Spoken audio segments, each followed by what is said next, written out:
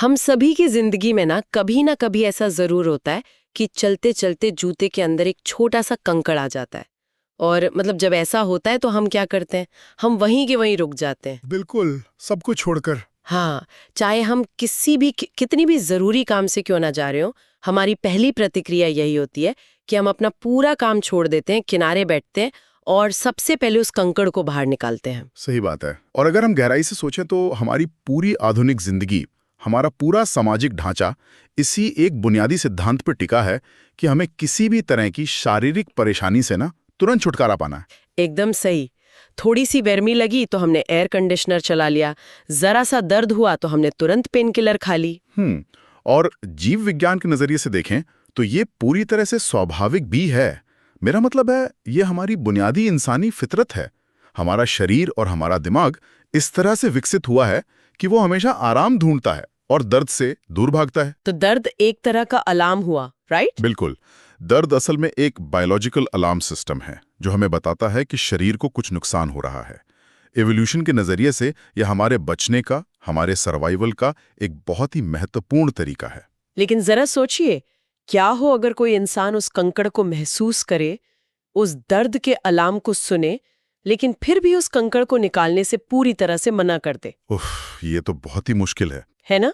1 minute के लिए नहीं, 1 दिन के लिए नहीं, बल्कि पूरे 12 सालों के लिए। आज की इस गहन चर्चा में हम जिस ऐतिहासिक स्रोत के पन्ने पलटने जा रहे हैं, उसने सच कहूं तो मेरे सोचने के तरीके को पूरी तरह से हिला कर रख दिया है। मैं समझ सकता हूँ। इस स्रोत का नाम है the silence of the saint, 12 साल का गहन ध्यान। ये कोई सामान्य तपस्या की कहानी नहीं है। ये एक पूजनीय सन्यासी की 12 साल की उस कठोर साधना का प्रामाणिक दस्तावेज है जिसने मानवीय सहनशीलता की हर ज्ञात सीमा को तोड़ दिया। और हमारी आज की इस चर्चा का मुख्य उद्देश्य भी यही है कि हम इस घटना को सिर्फ इतिहास के एक अजूबे की तरह ना देखें। हम ये समझने की कोशिश करेंगे कि इंसान का दिमाग और उसकी चेतना असल में किस हद तक जा सकती है। राइट। क्योंकि जब हम शरीर और मन की सीमाओं की बात करते हैं तो अक्सर हम एथलीट्स या माउंटेनियर्स का उदाहरण देते हैं, लेकिन ये स्रोत हमें भौतिक दुनिया से परे ले जाता है। हाँ, चेतना के एक बिल्कुल ही अलग आयाम में। तो चलिए इस बात की थोड़ी परतें खोलते हैं। स्रोत की शुरुआत में ही ये बताया गया है कि सन्यासी ने 12 वर्षों तक बिना रुके ध्यान किया, निरंतर ध्यान और अखंड ब्रह्मचर्य का पालन। लेकिन जो बात मुझे सबसे ज्यादा हैरान करती है वो है उनके द्वारा चुनी गई जगह। मतलब उन्होंने ध्यान के लिए कोई आरामदायक और सुरक्षित आश्रम नहीं चुना। इसके बजाय उन्होंने पूरी तरह से वीरान जगहों को चुना, खाली और खंडर हो चुकी वर्कशॉप्स, घने पेड़ों के नीचे, और सबसे चौंकाने वाली जगह शमशान। शमशान, हाँ, ये बहुत महत्वपूर्ण है। आज के समय में अगर हमारा इंटरनेट या वाईफाई सिर्फ 10 मिनट के लिए बंद हो जाए ना, तो हमारी सांसें अटकने लगती हैं। हमें लगने लगता है कि हम दुनिया से कट गए हैं। बिल्कुल, एक बेचैनी सी होने लगती है। तो जरा सोचिए, 12 साल का वो भयंकर और पूर्ण एकांत कैसा रहा होगा। लेकिन मेरा एक सवाल है, वीरान जगह तो कोई जंगल या पहाड़ भी हो सकता था ना, शमशान ही क्यों? क्या ये सिर्फ दुनिया से छुपने का कोई चरम तरीका था, या फिर जानबूझकर अपने सबसे गहरे डरों का सामना करने की कोई रणनीति? ये एक बहुत ही अहम सवाल है। शमशान का चुनाव केवल एकांत पाने के लिए या लोगों से छुपने के लिए बिल्कुल नहीं था। अगर हम दिगंबर परंपरा और भारतीय दर्शन की गहराई में जाएं, तो शमशान एक ऐसी जगह है जहां इंसान के अहंकार और उसकी भौतिक कहानी का अंत होता है। अच्छा, मतलब ईगो का खात्मा। बिल्कुल, ये मृत्यु और शरीर के नश्वर होने का सबसे बड़ा और सीधा प्रतीक है। जब एक सन्यासी शमशान की राख के बीच बैठकर ध्यान लगाता है, तो वो असल में अपने अवचेतन मन को ये याद दिला रहा होता है कि जिस शरीर को हम इतनी हिफाजत से रखते हैं, उसकी अंतिम सच्चाई यही है। वाओ, ये तो सामाजिक जीवन और भौतिक मोह को जड़ से खत्म करने का एक बहुत बड़ा कदम है। हाँ, और एक तरह से वो मृत्यु के डर के ठीक बीचों बीच जाकर बैठ गए ताकि वो डर ही खत्म हो जाए।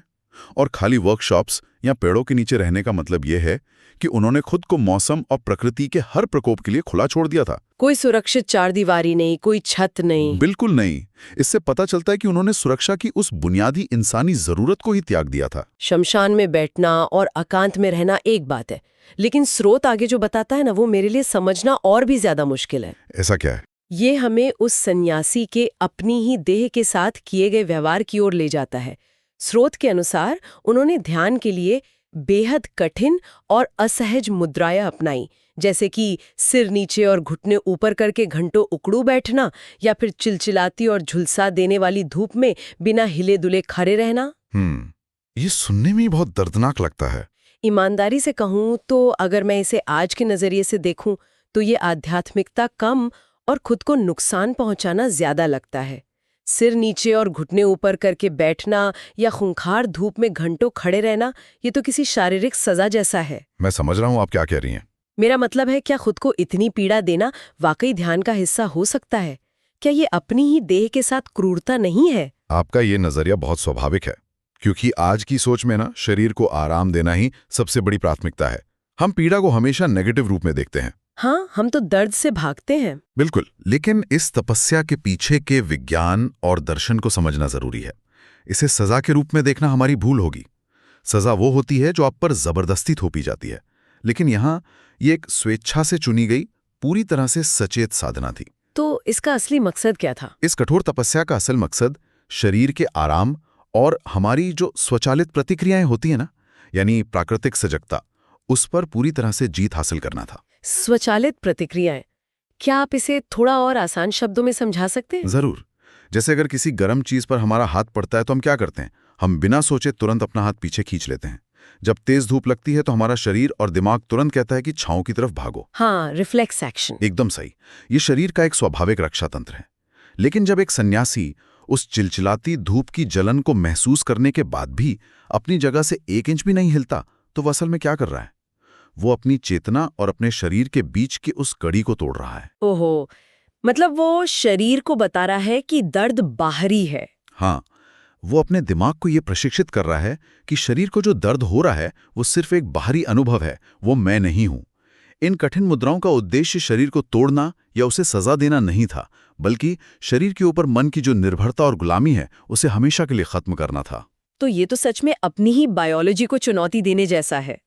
मतलब जब आप सिर नीचे और घुटने ऊपर करके उकड़ू बैठते हैं तो शरीर की मांसपेशियां दर्द से चीख रही होती हैं, खून का बहाव बदल जाता है, नसें पूरी तरह से तन जाती हैं। हाँ, लेकिन उस भयंकर दर्द के बीच भी ध्यान में स्थिर रहना ये दिखाता है कि सन्यासी की एकाग्रता इतनी शक्तिशाली थी कि दर्द का सिग्नल उनके दिमाग तक पहुंचता तो जरूर होगा, लेकिन उन्होंने उस पर प्रतिक्रिया देने वाले स्विच को ही बंद कर दिया था। एकदम सटीक बात कही आपने।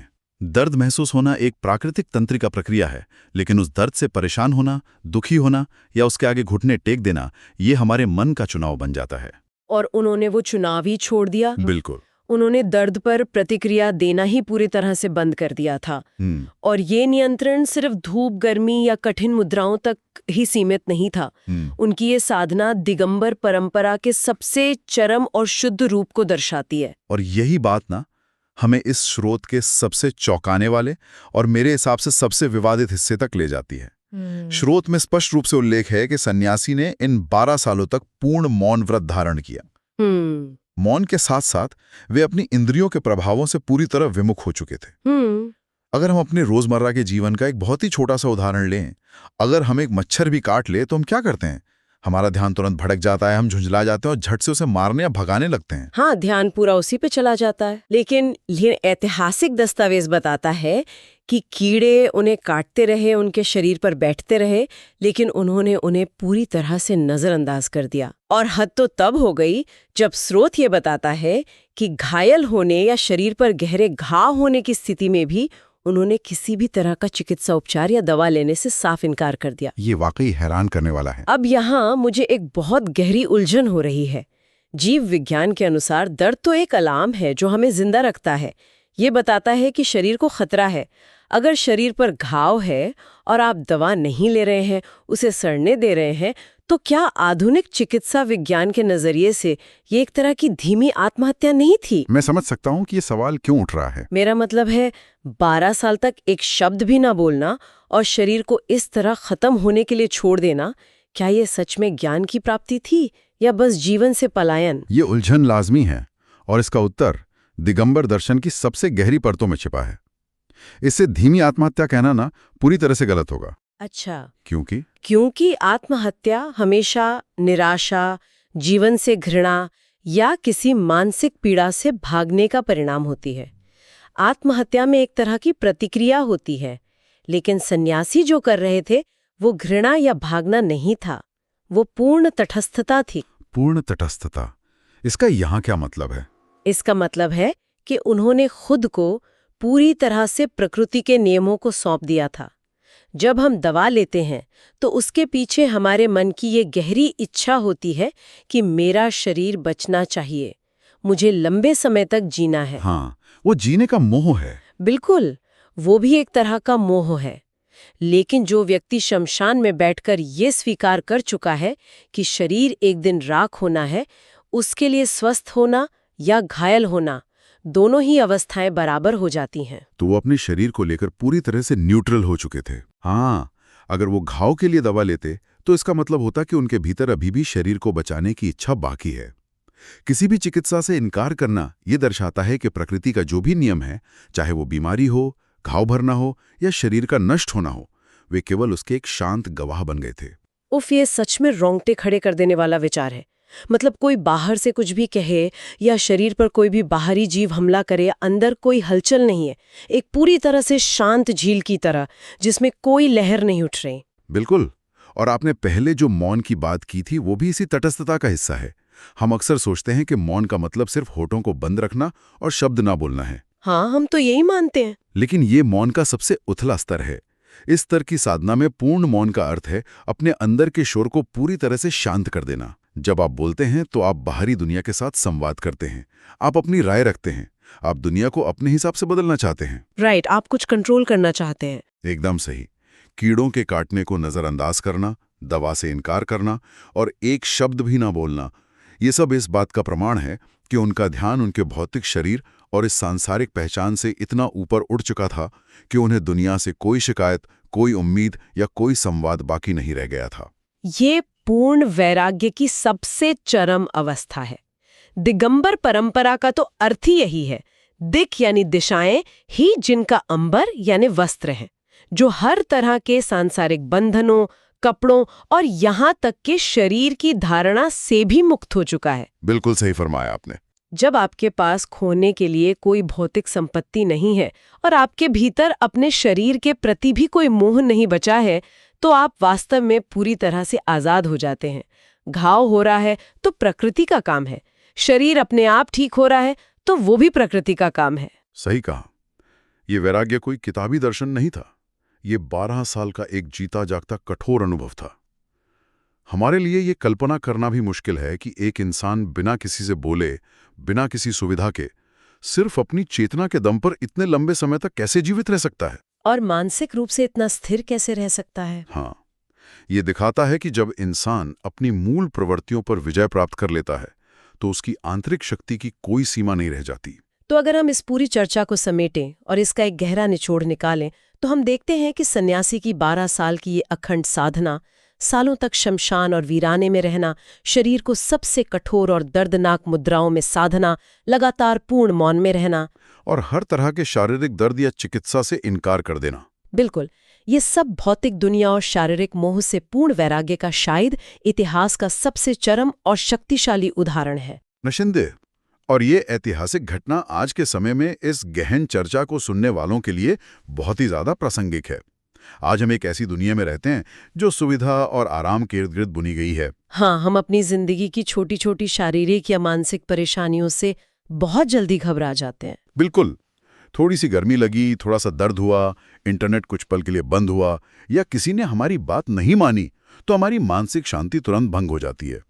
हम बाहर की दुनिया को कंट्रोल करके अंदर की शांति पाना चाहते हैं, जो कि मुमकिन नहीं है। लेकिन ये स्रोत हमें याद दिलाता है कि इंसान के भीतर एक ऐसी अकल्पनीय ताकत मौजूद है जो चाहे तो अपनी चेतना को हर बाहरी परिस्थिति, हर भौतिक जरूरत और हर पीड़ा से बहुत ऊपर उठा सकती है। शांति बाहर की सुविधाओं में नहीं बल्कि अंदर की स्थिरता में है। सच में ये कहानी हमें हमारी अपनी मानसिक कमजोरियों और क्षमताओं का एक बहुत बड़ा आईना दिखाती है।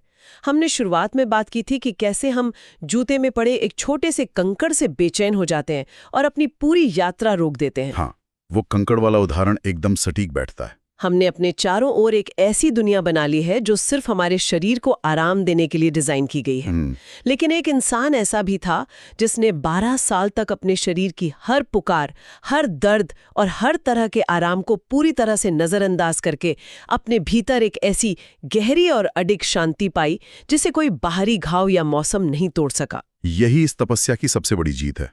तो आज के इस गहरे विश्लेषण के बाद हम सभी सुनने वालों के लिए एक विचार छोड़कर जा रहे हैं जिस पर एकांत में बैठकर सोचने की जरूरत है।